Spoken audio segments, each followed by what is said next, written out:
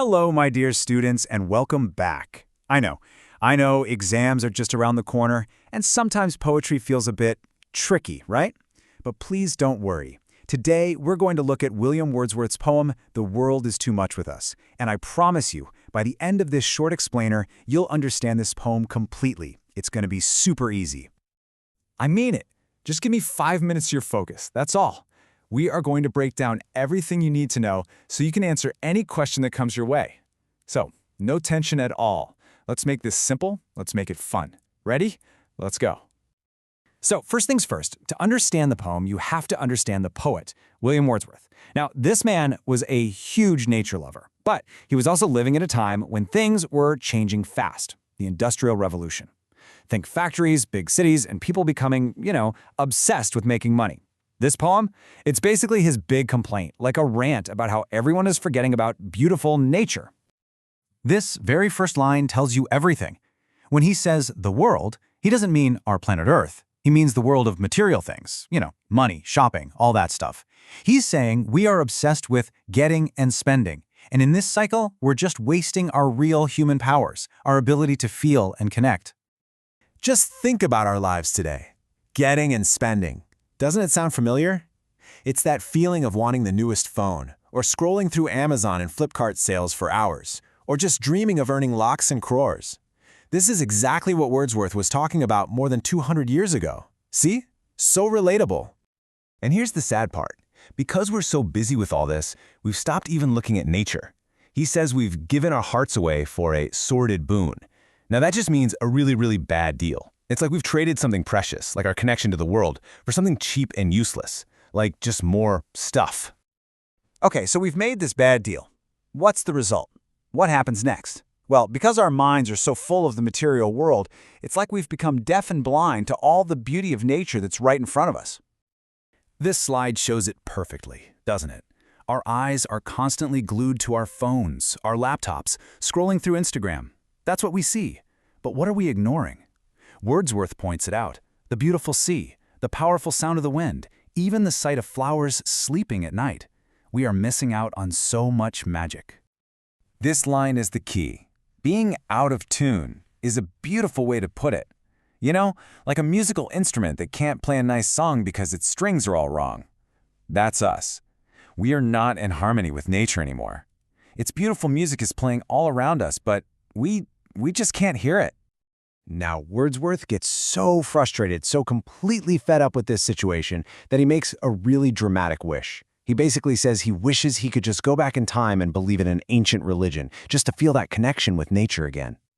When he shouts, "Great God," he's not actually planning to change his religion, okay? No, this is just him showing how desperate he is. He's saying he'd prefer to be a pagan, someone who believed in an old, outdated system, if that meant he could see the world with fresh eyes again. So, who were these pagans? Well, in simple terms, they were people who believed that gods and spirits lived in nature. For them, a river wasn't just water, a tree wasn't just wood, everything was alive with magic. And Wordsworth is wishing he could see the world like that again, full of wonder. If he were a pagan, he imagines he could see incredible things, like he could be standing by the ocean and see the Greek sea god Proteus rising right out of the waves. Just imagine that. The ocean wouldn't just be water, it would be a magical, living thing. Or maybe he would hear the other sea god, Triton, blowing his giant conch shell. This brings us right back to the idea of nature's music, doesn't it? We are out of tune, but Wordsworth is longing to hear those powerful, magical sounds once more. All right, everyone, pay close attention now. Let's get into exam mode. This is your exam corner, where we'll figure out exactly how to write the perfect answers for this poem. If you follow this, full marks are pukka. So, a very common question you might get is this one. What, according to the poet, are human beings out of tune with? Let's break down the perfect answer. For your answer, it's very simple. Just follow these points. First, the main point. We are out of tune with nature. Second, why? Because we are too busy with getting and spending. Third, what's the result? We ignore nature's beauty like the sea and winds. And finally, the deepest loss. Our spiritual connection is gone. Write these 4 points, and you'll have a fantastic answer. Okay, here comes another very, very important question. Why does the poet prefer to be a primitive pagan? You will very likely see this one. Let's frame the answer for it. So the key word here is lonely. He feels forlorn in this modern world. That's why he wishes he were a pagan, because pagans saw magic and gods everywhere in nature.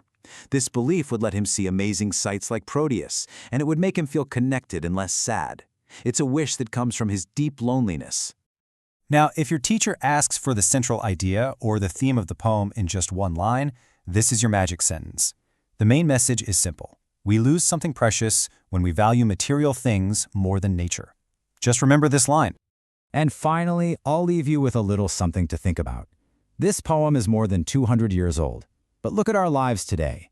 Our smartphones, social media, online shopping. Do you think Wordsworth's complaint is still true? Or is it maybe even more true today?